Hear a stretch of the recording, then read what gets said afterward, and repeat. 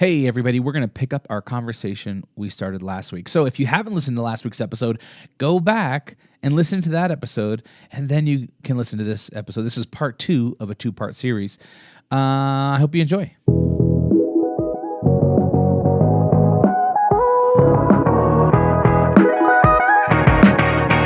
Welcome to the Friday Habit with Mark Labriola and Benjamin Manley.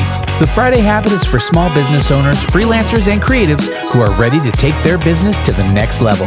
Join us as we discover how to apply the strategies we learned to grow our businesses, make more money, and live every day like it's Friday.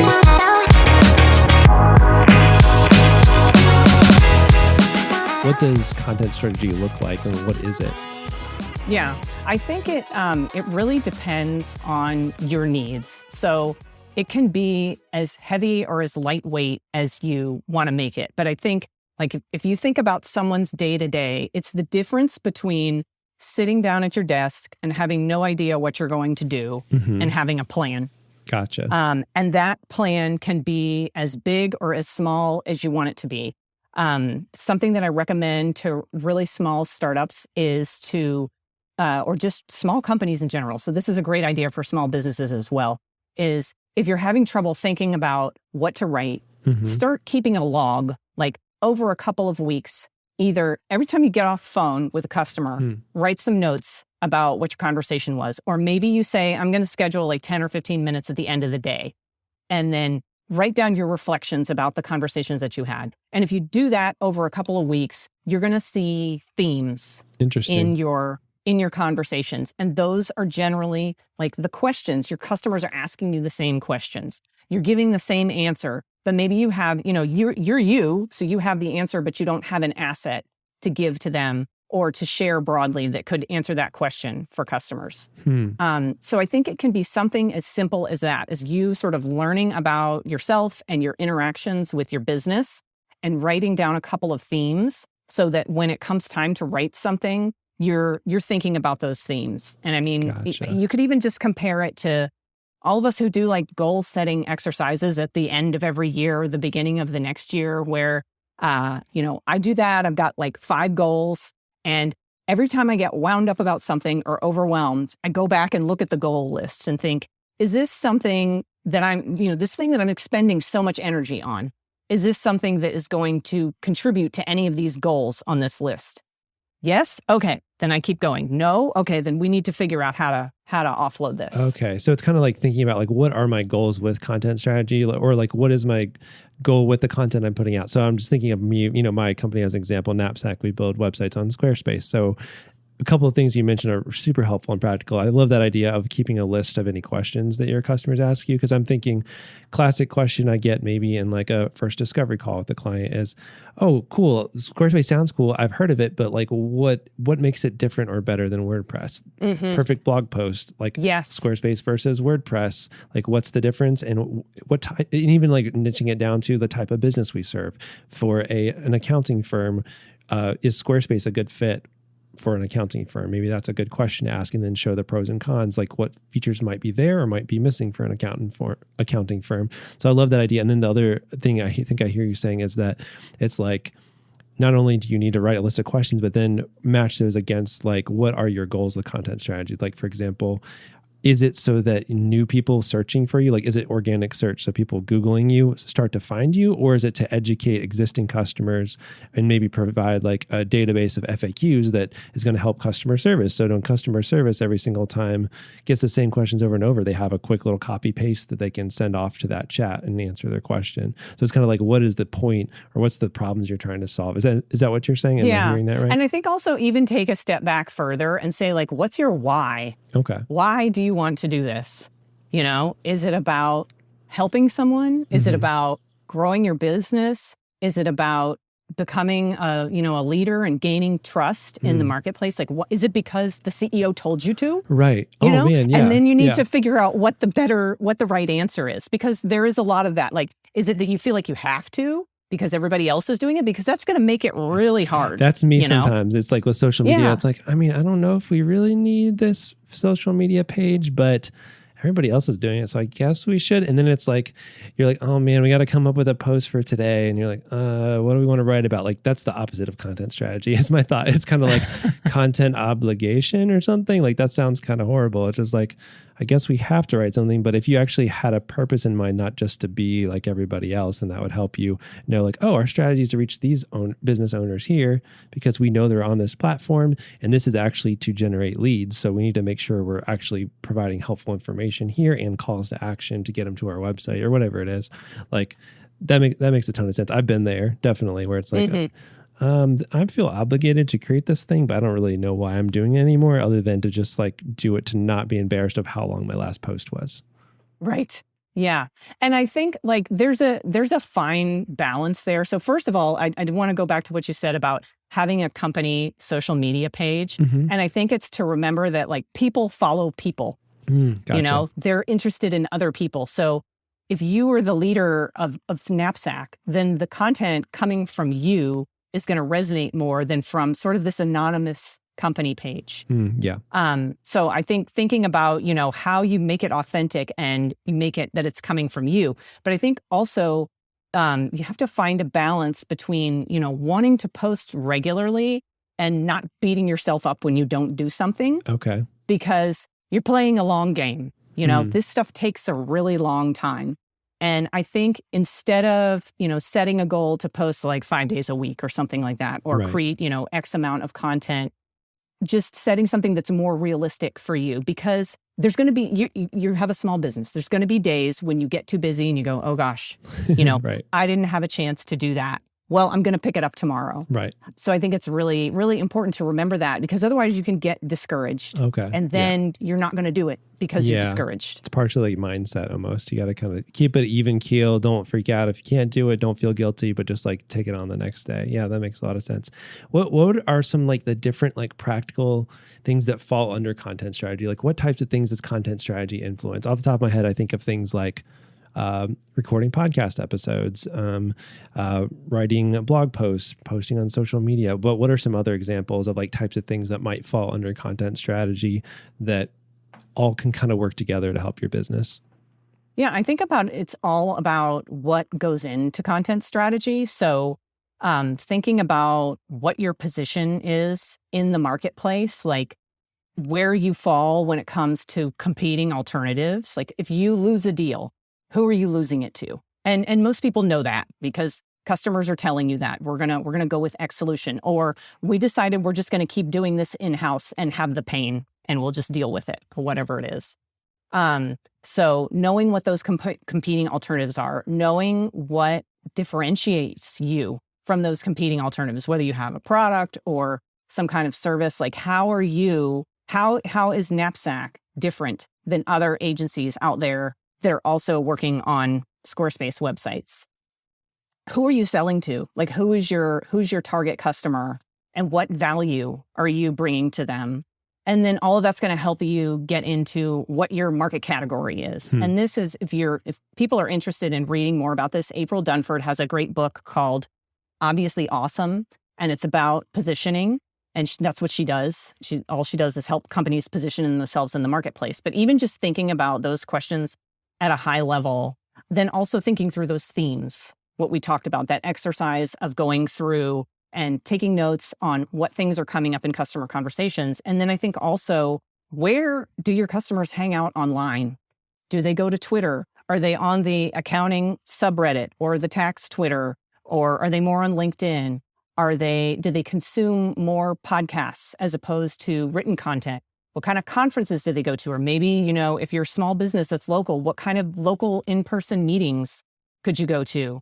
So all of those kinds of things. And I think you can get that both through kind of stalking your customers online, just looking them up and seeing like, where are they? What are they doing? What are they commenting on? What are they posting or sharing themselves?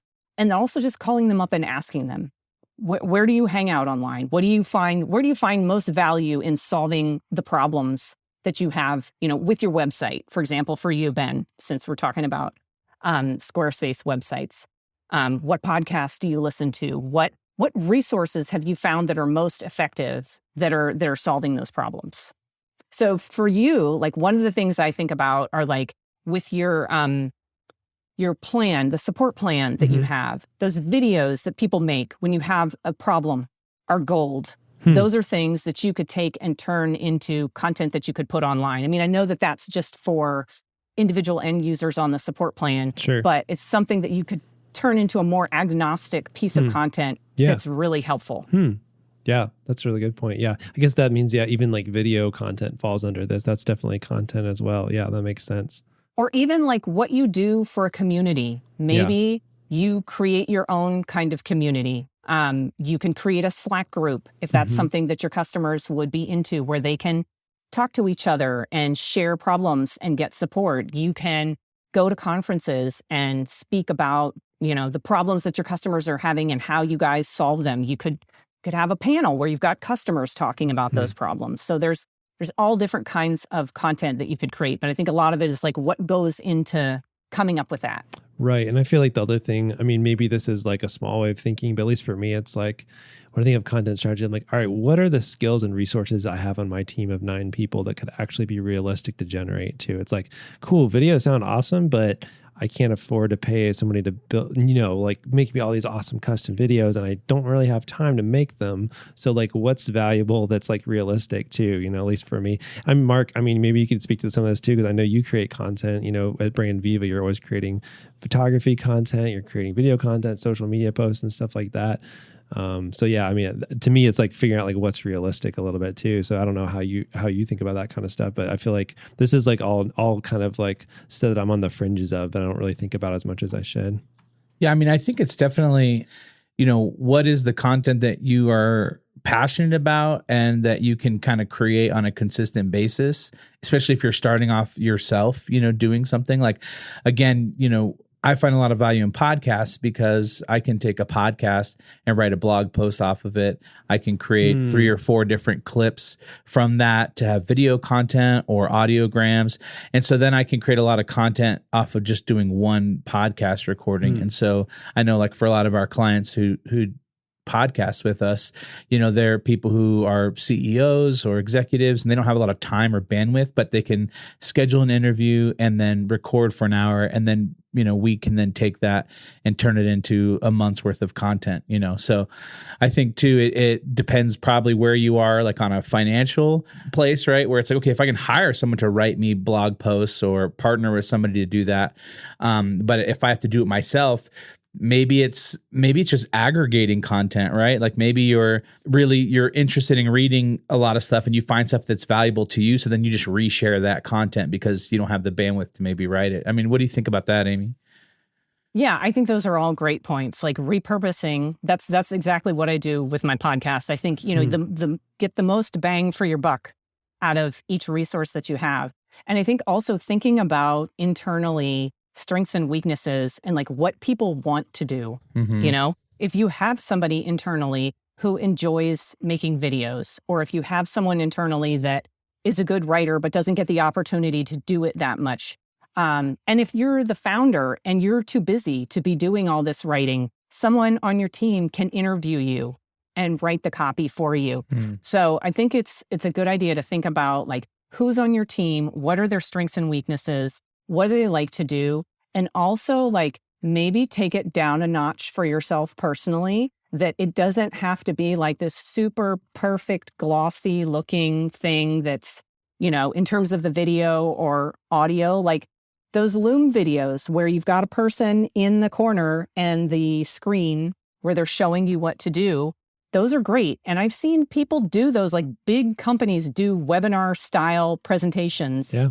And it's obviously on Loom. Right. And it's still really helpful. It doesn't look unprofessional. So I think also you have to kind of maybe lower your own expectations, that you don't have to make it so that it looks like a high quality movie production. Yeah.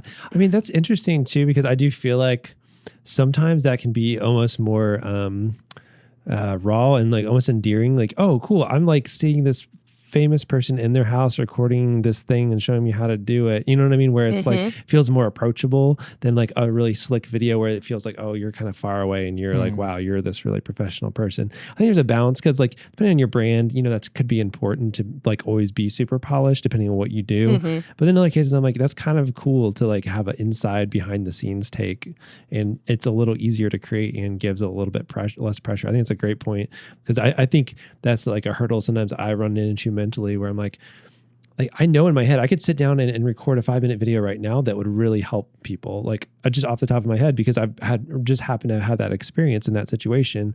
I could just describe that to someone. But no, I'm like, oh, well, let me get the perfect 5 points I need to put together, polish it up. I need to get my camera out. Oh man, it's going to be a whole day production. Like, and it's like, it turns into something bigger than it needs to be, where if I just were to sit down and record that video, like I could probably sit down and record a Loom video and email it to my client list of a couple thousand people. And they'd probably be like, hey, that was awesome. Thanks. That would probably honestly be better than me trying to write the perfect blog post. They'd probably almost appreciate that more, even though it's a little bit less effort. So anyway, it's really getting me thinking. That's a really cool idea. Yeah. Yeah. That's definitely a good one. And it was making me think of like, there's a couple of people that have noticed recently. I mean, I'm sure there's more than a couple people doing this, but this like 10-minute podcast idea where they're just talking through one idea and that's it. And you know, you get these quick bites of things that are helpful to you tactically, and it doesn't take them very long to do it. So I think however you can do it in a way that makes it easy for you and, you know, gets it out the door on a schedule that you can commit to, then that's the best way to do it. Yeah. Yeah, I love what you said about repurposing content. I feel like we've done that a couple of times, even on this show. Don't tell our listeners. But sometimes I'll write an article and then we'll use that as the show topic. You know, but you know, everybody likes to listen to or likes to digest that content in a different way. So if we can have a video, have a podcast to listen to, or an article, everybody prefers a different way. So then we can take that same idea and spread it out to more people. I think that makes a lot of sense. Yeah. Yeah, definitely. So what are some of the things that you're doing as far as content goes? I know you have a podcast, and then do you prioritize like writing blog posts since like writing is kind of your main discipline, or what does that look like for you in your own business? Yeah. So I just started the podcast at the beginning of this year. And honestly, you know, this has been kind of an exercise for me because most of my work has been writing for clients, not for myself. And it's a completely different thing. It totally is. It probably gives you some more sympathy for your clients of like, yeah, this is hard to write for yourself. At least that always is for me. I know. Yeah. Yeah. So I decided to start with the podcast. And I think I launched that back in March. And so that was initially like just the podcast. It was just launching the podcast. And then I started feeling like, okay, there's all this goodness in here that I'm missing out on. Like there's just one recording that gets dropped whenever it gets dropped.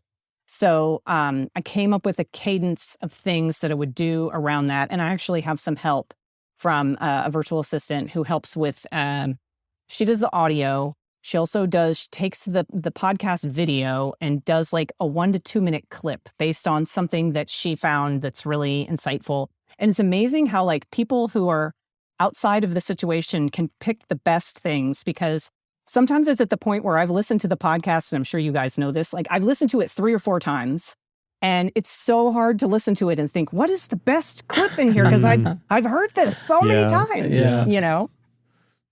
So she does that. She also takes a quote and puts it in an image that I'll put on LinkedIn and Twitter, and then I still do most of the ideation around the blog post. So I'll go through the podcast and say, this is what I want to talk about. Not just like not a regurgitation of the blog post, like something unique that came up or some strategies that were really important. So I give that to her and we work together on that. So that's where we are now. I would like to start like a newsletter in addition to all of that. And, I'm going to do that. I'm still trying to get up to speed on all of this because it's just, you know, it's a lot to manage. Oh, for sure. I feel like you're solo too. So like you're doing this for your clients all the time. And then also most of them have like a team or something. So you're solo doing it all yourself probably. I mean, like you said, you have people helping you too. Yeah. Yeah. And a lot of them are solo too. Like it's just a couple of people. But I think that's one really important thing to think about when you start, like for these really early stage people, or for, small businesses that are listening that don't have a lot of staff, like pick one thing, just pick one. Because if you go, okay, I'm going to do a podcast, and then I'm going to have a blog, and I'm going to have a newsletter, I'm going to do videos, then none of it's going to get done because it's just too much. And I think you have to pick something and start it and do it consistently and let yourself have some success over time. And then you can go on to whatever the next thing is that you want to get up and running. And you'll get to the point where you have a lot more content. It just takes a little while. Yeah, that's awesome. So Ben is a great note taker. And I guess if you had to give us a couple takeaways, Ben, from this conversation, what would that be? If I had to give like 17 to 23 takeaways. 17 to 23 takeaways. No, what are we looking at? I'll keep it short. I'll keep it short. There's a few things here I feel like that were really helpful, things that I just want to remind myself and our listeners of, things you said. So one is, I love that practical tip of taking notes on what's happening in customer conversations and just keeping them on a sticky note or like a notepad near your desk or something. And then when it's time to go ahead and write something, you've got a whole list of ideas. That's brilliant. I love that idea. I think that thinking about where your target customers hang out online is really helpful. And then like overlapping that with what are the strengths and weaknesses of your team. So like, do you have a writing person on your team? Do you have somebody who can do audio? Do you have somebody who can do video? Think about, okay, where are they online and what content can we put onto that platform? And then also, what is that the way that your target customer likes to consume content? So if you can find like the three things there and that overlap, it seems like that would be successful. So I feel like that was a really great tip. I like the tip. This one's kind of like, I don't understand why I didn't think of this before, but if you don't have time to write it, have someone on your team interview you and then they can write it. It's like, oh yeah, it's like, well, I have this idea in my head, so I have to write it. It's like, no, somebody can just ask you questions and then write it. I'm like, oh yeah, I guess that's true. I mean, that seems like a no-brainer now that I'm saying out loud, but I think that's really helpful. I'm sure it's the same for someone else out there. So I love what you said about it's okay to lower your production value expectations a little bit and make it a little less slick, a little less perfect, and get it out there. I think people honestly are usually looking for answers to their questions, and they're not like necessarily judging on every little thing like that. They're just like, what's the content? What can I learn from this? So I think that's great. And then you also just mentioned a book that sounded interesting, which is check out the Obviously Awesome book. And you said that was about product positioning, and that looks pretty cool. So just recommend checking that out too. That's all I got. That's awesome. This has been a really great interview. Thanks so much for sharing with us. If you could give one action item or a tip to our listeners to kind of start next week off right, as far as like creating content or brainstorming content, what would that be? Like, what would be the starting point for someone? I would say if this is about the Friday habit, to sit down on your Friday morning, if you can, with your cup of coffee and think about all the conversations that you had this week and make some notes. Okay. And that'll give you some ideas for Monday. So I feel like I love the idea that you guys say the Friday habit, because Friday, even though it's the end of the week, it's a really productive day for a lot of people, Yeah. I think that's awesome. So where's the best place people can connect with you if they want to hire you or, just learn more about what you're up to? Where's the best place to connect? Sure. Just LinkedIn. I'm Amy Hardison White. You can find me on LinkedIn. My podcast is called Scrappy FinTech Marketing, and my website is amyhardisonwhite.com, done by Knapsack. All right. Cool. Well, awesome. For anybody out there who wants to find show notes for this episode, you can also find links to our websites and ways to get in touch. It's thefridayhabit.com. At the bottom of that page, you can download our guide to the Friday Habit system that'll show you how to set aside one full day each week dedicated to working on your business instead of in your business. That's right. And if you enjoyed this episode, please share it. If you don't subscribe, and leave us a review in the Apple Podcast app. Yes, and if you have a question or topic you'd like us to cover, don't forget to record us a quick voice memo and send it to hello@thefridayhabit.com. That's right. And until next time, remember, live every day like it's Friday.